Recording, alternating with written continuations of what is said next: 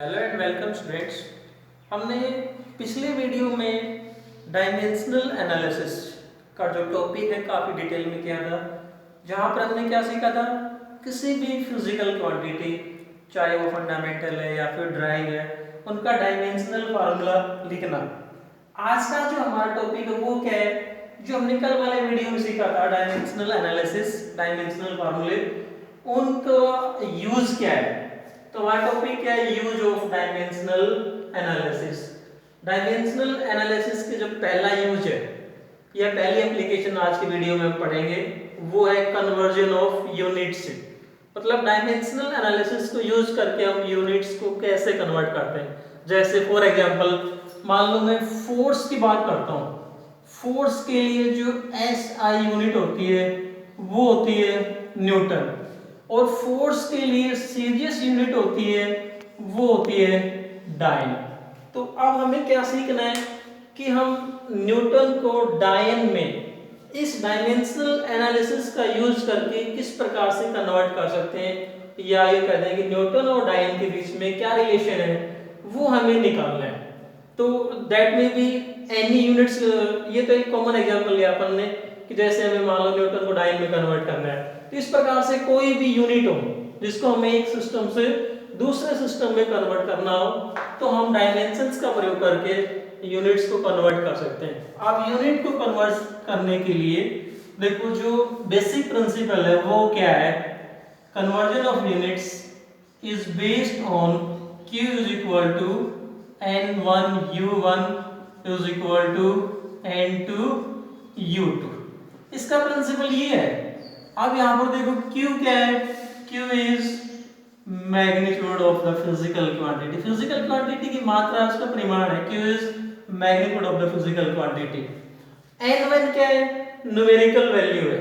u1 पहले system के अंदर यूनिट्स है। इसी प्रकार n2 क्या है, दूसरे सिस्टम में न्यूमेरिकल वैल्यू कोई संख्या है। u2 क्या है, दूसरे सिस्टम के लिए यूनिट्स है। जैसे फॉर एग्जांपल हम कोई एग्जांपल लेते हैं, जैसे मान लो मेरे पास में 5 किलोग्राम चीनी है, उसको हम यूं ले सकते हैं 5 किलोग्राम इज इक्वल टू 5000 ग्राम। अब देखो इन दोनों में डिफरेंस क्या है, 5 किलोग्राम में और 5000 ग्राम में। चीनी की जो मात्रा है, चीनी का जो मैग्नीट्यूड है वो तो सेम है, क्यों ही रहना है। चीनी का जो मैग्नीट्यूड है दैट इज सेम। सिस्टम कोई भी हो, चाहे आप इसको किलोग्राम में बताओ या फिर ग्राम में बताओ, चीनी का मैग्नीट्यूड सेम क्यों ही रहेगा। डिफरेंस क्या है, यहाँ पर न्यूमेरिकल वैल्यू क्या है 5, यूनिट क्या ले रहे हैं हम, किलोग्राम। मतलब यहाँ पर चीनी को हमने किस में एक्सप्रेस कर दिया, एसआई के अंदर। यहाँ पर 5000 ग्राम, मतलब चीनी की मात्रा उतनी है, सिर्फ उसको हमने एक्सप्रेस किस में कर दिया, सीजीएस सिस्टम में। तो वही कंसेप्ट यहाँ लगाएंगे हम कि किसी फिजिकल क्वांटिटी का मैग्नीट्यूड सेम रहता है, system of what ever be the system of unit, system of unit कुछ भी हो। जैसे यहाँ पर u1 एक सिस्टम में, u2 अनदर सिस्टम में, n1 और n2 के दो अलग अलग न्यूमेरिकल वैल्यू, जैसे 5 और 5000। तो ये तो n1 हो गया, ये n2 हो गया किलोग्राम, ये u1 हो गया, और ये ग्राम क्या हो गया, u2 हो गया। तो इस कंसेप्ट को यूज करके हम कन्वर्जन ऑफ यूनिट्स का कंसेप्ट सीखते हैं। मान लेते हमारे पास में जो पहला सिस्टम है, late u1 is first system, और इस सिस्टम के अंदर मास के लिए जो फंडामेंटल यूनिट मान लेता हूं मैं m1, और लेंथ के लिए l1, टाइम के लिए t1। इसी प्रकार से जो दूसरा सिस्टम है u2, दूसरे सिस्टम के अंदर हम यूं कह दें कि मास के लिए यूनिट क्या मान लेते हैं m2, लेंथ के लिए यूनिट l2, और टाइम के लिए यूनिट फंडामेंटल यूनिट क्या मान ली t2। और मान लेते हैं भाई a b c are dimensions of mass, length and time. Mass, length और टाइम के लिए जो डायमेंशंस है वो क्या मान लिया हमने a b c। तो हम यूं कह सकते हैं कि जो हमारा सिस्टम u1 है क्या बन जाएगा, m1 डायमेंशन a, लेंथ के लिए डायमेंशन क्या माना हमने b, और टाइम के लिए c। तो पहले सिस्टम के अंदर u1 को हम इस प्रकार से एक्सप्रेस कर सकते हैं। इसी प्रकार से जो दूसरा सिस्टम है u2, अब देखो जब यूनिट्स को चेंज करेंगे तो जो डायमेंशंस है ये तो सेम रहेंगे, जो a b c है दे विल रिमेन सेम। तो दूसरा सिस्टम क्या बन जाएगा, m2 के लिए यूनिट जो डायमेंशन है वो a हो गया, लेंथ के लिए b और टाइम के लिए क्या आ गया c। अब हमारे पास u1 और u2 आ गए, हमें क्या निकालना है, इस सिस्टम को इसमें कन्वर्ट करना है। तो यहां से हम क्या कह सकते हैं, देखो n1 u1 is equal to n2 u2। यहां से यदि हम n2 निकालें तो n2 इज इक्वल टू क्या आ जाएगा, n1 u का u, u2 को इसके बटे में ले आते हैं तो क्या बन जाएगा ये u1 अपॉन u2। अब देखो हम ये कह दें कि n2 is equal to n1 u1 upon u2। कहने का मतलब u1 को यदि हम u2 से डिवाइड कर दें तो हमारे पास में जो कंसेप्ट आ जाएगा, देखो क्या आ जाएगा, n2 is equal to n1 u1 upon u2। u1 की वैल्यू पुट कर रहा हूं मैं, m1 a l1 b t1 c upon में u2 के लिए m2a l2b और t2 के लिए डायमेंशन क्या है c, जिसको हम u भी कह सकते हैं। n1 देखो m1 अपॉन n2 दोनों का डायमेंशन सेम है, m1 अपॉन m2 डायमेंशन हो गया दोनों का a, l1 अपॉन l2 दोनों के लिए डायमेंशन हो गया b और t1 अपॉन t2 दोनों के लिए क्या आ गया डायमेंशन c। तो ये हमारे पास एक मेथड आ गया n2 निकालने के लिए, दूसरे सिस्टम में कन्वर्ट करने के लिए। n2 is equal to n1 m1 upon m2 dimension a, l1 upon l2 dimension b, t1 upon t2 और इसका डायमेंशन क्या हो गया c।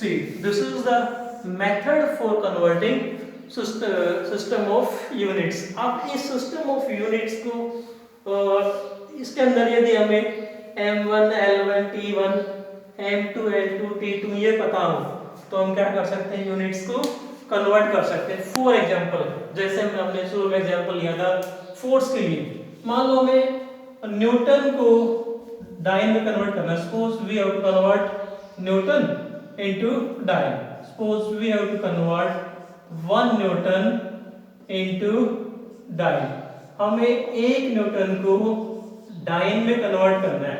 देन सबसे पहले हमें पता होना चाहिए कि ये न्यूटन को जो हमें डाइन में कन्वर्ट करना है ये कौन सी फिजिकल क्वांटिटी है। तो न्यूटन इज ऐसा यूनिट ऑफ फोर्स, इसका मतलब हम सबसे पहले फोर्स का डायमेंशनल फार्मूला लिखेंगे। फोर्स का डायमेंशनल फार्मूला होता है mlt-2। तो यहां से हमें फायदा क्या होगा, जैसे हमने डायमेंशनल फार्मूला लिखा इसको हम किससे कंपेयर करेंगे, m dimension a, l dimension b और t के लिए डायमेंशन c। हमने यही माना था कि मान लो m का डायमेंशन a है, l का डायमेंशन b है, t का डायमेंशन c है। तो यदि हम इन दोनों को कंपेयर करेंगे तो देखो यहाँ पर मास का डायमेंशन 1 है, इधर मास का डायमेंशन a है, so a is equal to 1, l की पावर 1 और यहाँ पर l की पावर क्या है b, so b is equal to 1, t की पावर -2 और इधर c की पावर क्या है, t की पावर c है, सो c इज इक्वल टू कितना आ गया -2। अब हमारे पास में देखो हमें फार्मूला ये यूज करना है, n2 is equal to n1 m1 upon n2 a, l1 upon l2 b, t1 upon t2 c। तो हमारे पास में इस फार्मूले के लिए a, b और c इनकी वैल्यू आ चुकी है। अब क्या रह गया, m1 l1 t1 m2 l2 t2। देखो हमें न्यूटन को डायन में कन्वर्ट करना है, इसका मतलब न्यूटन क्या है, SI यूनिट है। तो SI के अंदर जो मास होता है, SI के अंदर हम बात करें मास m1 इसके बराबर होगा 1 किलोग्राम के बराबर। जो लेंथ है वो कितनी होगी 1 मीटर टाइम 1 सेकेंड। सो इस फार्मूले में देखो हमें m1 पता चल गया, l1 पता चल गया, t1 abc पता चल गया। अब रह गया m2 l2 t2। अब इसको हमें कन्वर्ट किसमें करना था, देखो डाइन में, और डाइन कौन सा है, सीजीएस सिस्टम है। तो सीजीएस सिस्टम के अंदर मास को हम किसमें मापते हैं, m2 = 1 ग्राम, लेंथ l2 = 1 सेंटीमीटर और टाइम t2 = 1 सेकंड। यहाँ पर हमारे पास में सभी चीजें आ गई, m1 l1 t1 m2 l2 t2। आप इस फार्मूले को यूज करते हुए देखो, इस फार्मूले को लिख रहा हूं मैं n2 = n1।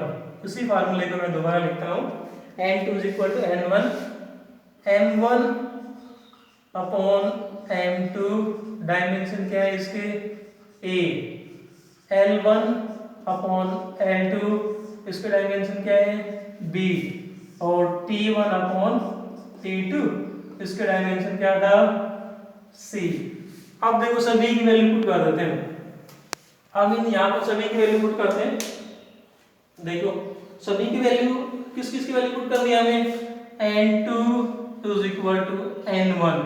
n1 का मतलब क्या था 1 न्यूटन, तो n1 की जगह तो हो गया 1 इंटू m1 का मतलब क्या है 1 किलोग्राम, m2 का मतलब 1 ग्राम, और a देखो हमने शुरू में निकाला था, स्टार्टिंग में a कितना आया था 1, b = 1, c = -2। तो m1 अपॉन m2 और इसकी पावर 1 लेकिन एक जरूरत नहीं है।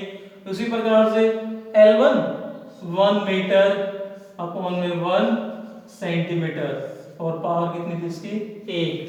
आगे आ जाते हैं, t1 1 second upon t2 1 second, और c की वैल्यू कितनी थी -2। यहाँ पुट कर दिया हमने, इसको हल करते हैं। n2 = 1 से मल्टीप्लाई करेंगे कोई फर्क नहीं पड़ेगा, 1 किलोग्राम को हम ये लिख सकते हैं 1000 ग्राम अपॉन 1 ग्राम, इंटू 1 मीटर को हम लिख सकते हैं 100 सेंटीमीटर अपॉन में 1 centimetre, into 1 second upon 1 second, that is 1। ये तो सेम रह जाएगा, 1 सेकंड अपॉन में 1 सेकंड, और इसकी पावर कितनी -2।